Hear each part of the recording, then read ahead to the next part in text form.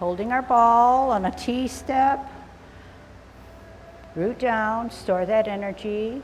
Out on an L. Bottom hand. Turn the hips and waist. Bow stance.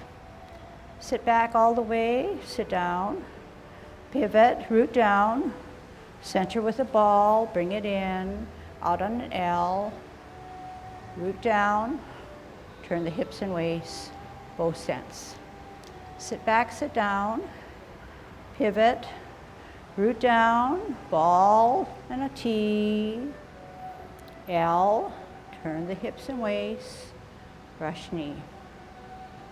Sit back, sit down, pivot, root down, T and a ball, root down, L, turn the hips and waist, bow stance. Okay, I want to teach you something a little bit more to refine and help you with your parting of the wild horse's mane or all footwork, okay? So normally we would say T stance, L stance, turn the hips and waist, bow stance.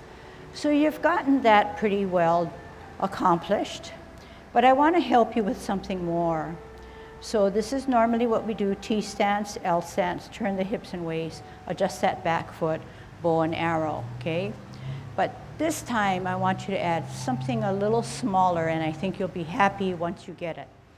So watch first, T stance, L stance, bow the legs, and then come down. So what am I saying? Let's watch it again.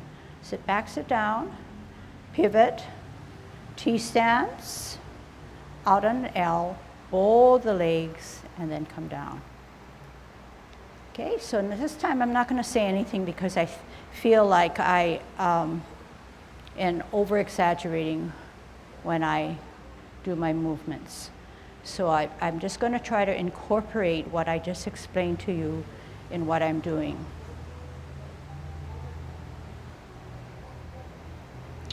Okay, so I'm not going to take I'm going to run it by you, but I'm not going to really enforce it.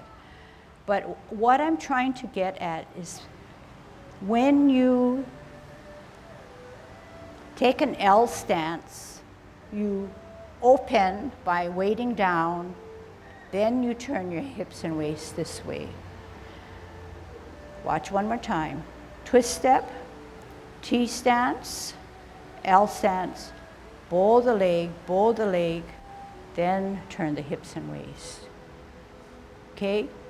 So it was something that I normally do when I do Tai Chi. It's called bowing the leg, it's called rounding the crotch.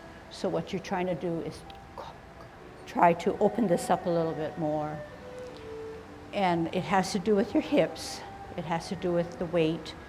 But I'm going to just throw it out there so that if you practice and you want to understand what I'm trying to say, then try it out, okay? It's not something that I think that it will come easily, but as you are on your journey, you're going to find it very helpful, okay? So let's just try it, okay? So you kind of get the feel of it. All right, this time I'm going to let you put your hands on your waist. And you know, I do this, but it's not that the shoulders up, the shoulders are dropped.